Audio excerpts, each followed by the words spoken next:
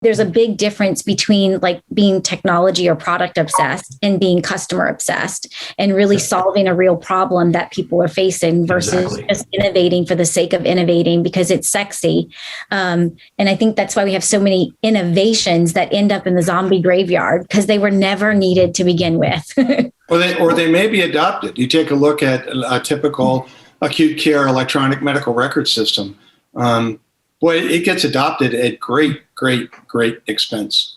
Yeah. And there are many patients that would be better off with a thoughtful 3x5 card. Yeah. Instead of 15 gigabytes of data. I can't hug you through Zoom. You're exactly right.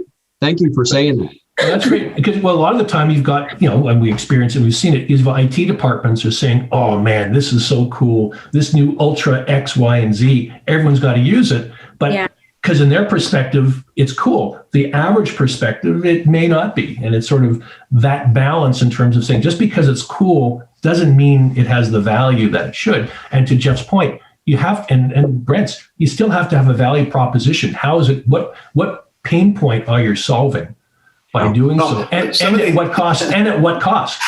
Well, some of these things are so expensive and so difficult that you say, well, if it's this expensive and this difficult, it must be valuable.